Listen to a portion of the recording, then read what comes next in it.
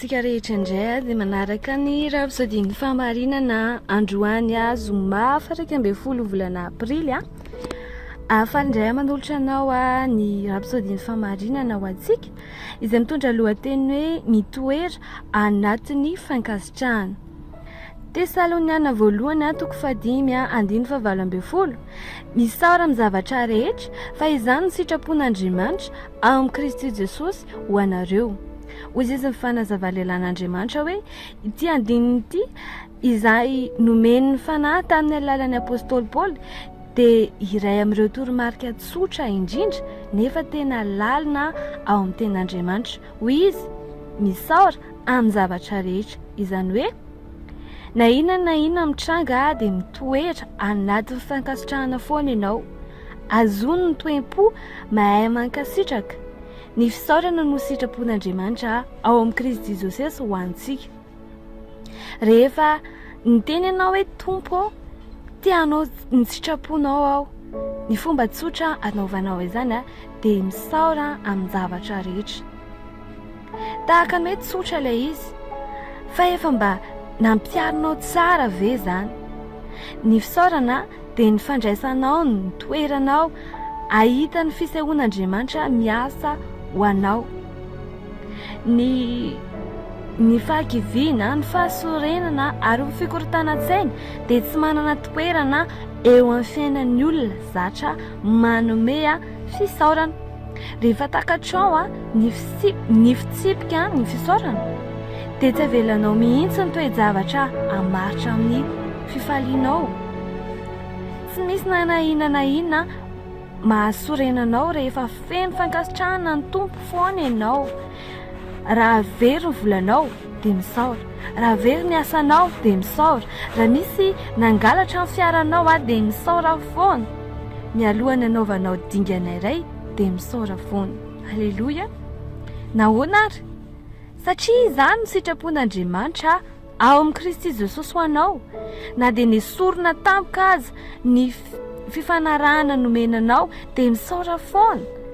Fa tsy fifanarahana nandrafitry ny olombelona ny loharanonao. Halleluja. Loharanonao dia ny tompo.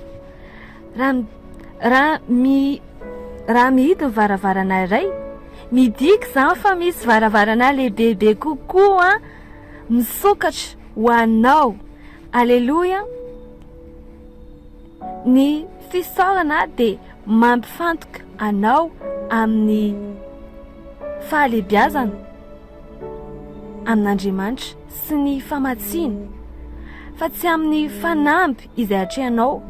Ka na dia mpiara-miasa na ny mpiara-miombina antoka aminao aza no milaza aminao, fa tsy afaka manatanteraka intsony ny anjarany amin'ny fifanarahana izy ireo mamalia amin'ny fankasitrahana. Satria fantatro fa Andriamanitra manana zavatra lehibebe kokoa anao izy. Izy rehetra mitahanao dia samy tian'Andriamanitra avokoa. Izany hoe raha misy manome anao na manao soa anao dia mametraka ny tenany ho amin'ny fitahian'Andriamanitra izy ireo. Noho izany mitoera anaty fisaorana mandrakariva ary matokian'Andriamanitra fa hamatsy anao amin'ny fidobahana tsy tapak'Andriamanitra. Amen. Na inona hatrehanao dia mitoera anatin'ny fankasitrahana foana. Satria fantatro fa tonga lafatra ny sitrapon'Andriamanitra ho anao ary mitondra any amin'ny fahavokarana be voninahitra izy. Hoy ny Efesiana 5:12 misaotra an'Andriamanitra iray mandrakariva noho ny zavatra rehetra amin'ny anaran'i Jesosy Kristy tompontsika. Halleluja.